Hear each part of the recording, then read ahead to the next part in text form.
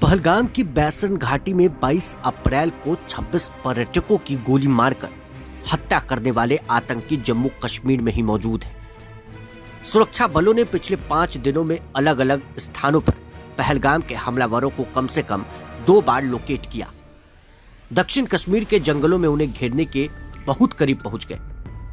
आतंकियों को जिन 2 इलाकों में लोकेट किया गया है उनमें से एक की पहचान अनंतनाग जिले के अशमुकाम नगर पालिका स्थित हापत नार गांव के रूप में की गई। सूत्रों की माने तो पिछले दिनों एक मौके पर सुरक्षा बल और पहलगाम के हमलावरों के बीच मुठभेड़ की स्थिति भी बन गई थी। दोनों ओर से गोलीबारी भी हुई, लेकिन आतंकी मौके से बचकर भागने में कामयाब रहे। स्थानीय निवासियों से प्राप्त जानकारी के अनुसार खुफिया सूचनाओं और तलाशी अभियानों के माध्यम से आतंकवादियों को लोकेट किया जा रहा है। सूत्रों ने सेना के एक अधिकारी के हवाले से कहा, यह चूहे और बिल्ली के खेल की तरह है।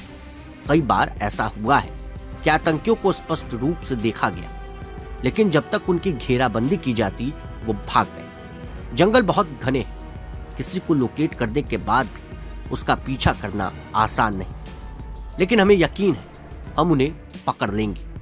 यह सिर्फ कुछ दिनों की बात है। पहलगाम आतंकी हमले के बाद Indian army, central armed force और जम्मू कश्मीर पुलिस के जवान पहलगाम हमले को अंजाम देने वाले 4 आतंकियों को पकड़ने के लिए बैसरन घाटी और उसके आसपास के जंगलों में घेराबंदी और तलाशी अभियान लगातार चला रहे हैं। आतंकियों में 2 स्थानीय और एक पाकिस्तानी है, जिन्होंने 22 अप्रैल को बैसरन मैदान में 26 पर्यटकों की गोली मारकर हत्या कर दी थी।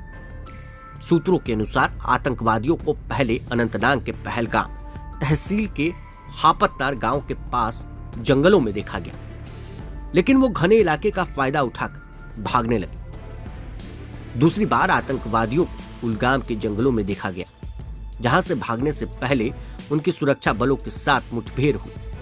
उनके फिलहाल त्राल और कोकेरना के पहाड़ों में छिपे होने की आशंका है। इस बीच जम्मू कश्मीर में घुसपैठ रोधी तंत्र को मजबूत किया गया तथा सीमा पर सुरक्षा बलों को हाई अलर्ट पर रखा गया है, ताकि यह सुनिश्चित किया जा सके कि आतंकवादी सीमा पार करके पाकिस्तान के कब्जे वाले कश्मीर में ना भाग सके।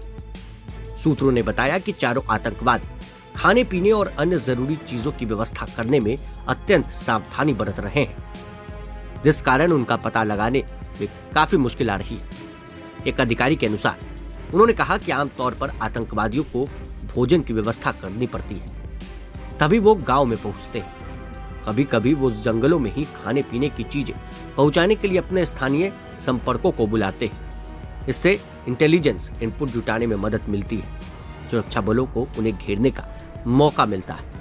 हालांकि पहलगाम में पर्यटकों पर हमला करने वाले आतंकवादी काफी सावधानी से काम कर रहे हैं, लेकिन भारत की सेना लगातार तमाम इलाकों का जायजा ले रही है और जल्दी उन आतंकवादियों को धर दबोचने में सफल साबित होगी। बने रहे प्रभात खबर के साथ। शुक्रिया।